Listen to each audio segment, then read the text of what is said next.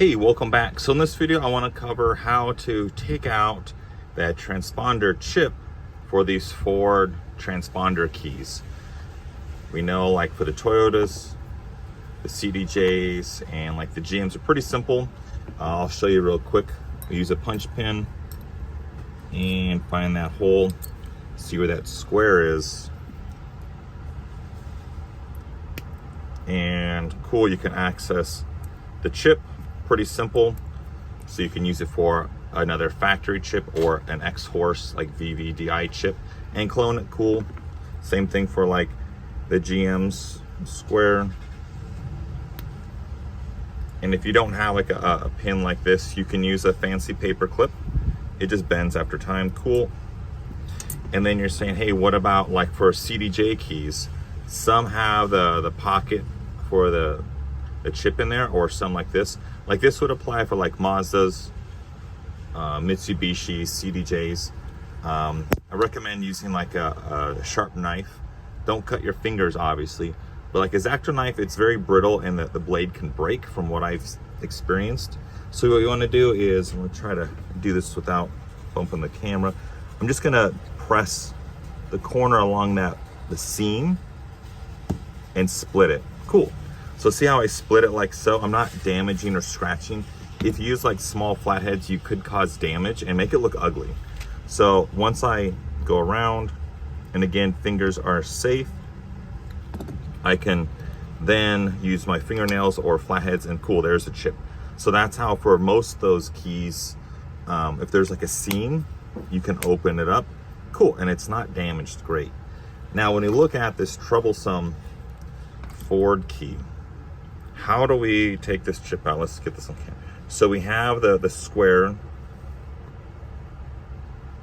and zoom in. We have the square, but we don't have any punch pin hole, and that's just a casting line. It's a trick. So there are videos of people like using a small like pick to slide in there and pull it out, but it damages that and it looks ugly. It looks not normal. So what I found out from trial and error is I use my 303 or my drill, and I drill a hole in here. I'm going to show you real quick. So what I've done over the years is essentially I use the 303, I hold that Ford Key 600 in place, and all I'm going to do is, if you can see that, I'm going to drill into the transponder like chip harness, not into the body but into the harness, so then I can later use a pick to slide it out. And yes, I am drilling and damaging it, but it's gonna make it look like a nice clean round hole compared to like pry marks all around this to wedge this out or remove it. So I'm just gonna go ahead and line it up, and let's try to, and I'm just gonna go ahead and pull down.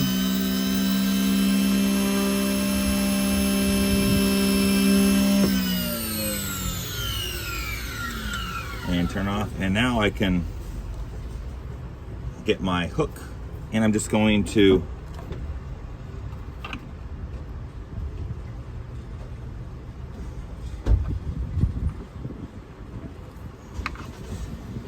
there we go.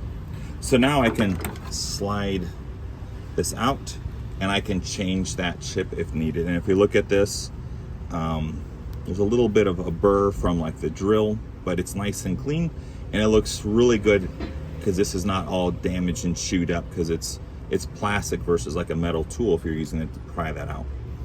I can just slide this back in and it's good. Now side note, if you are taking out these transponder harnesses, highly recommend use some sort of super glue to like lock it in place, because worst thing is you don't want this to fall out. That goes for like all of the keys I showed. You don't want it to fall out and then that customer is stranded because they cannot start their vehicle.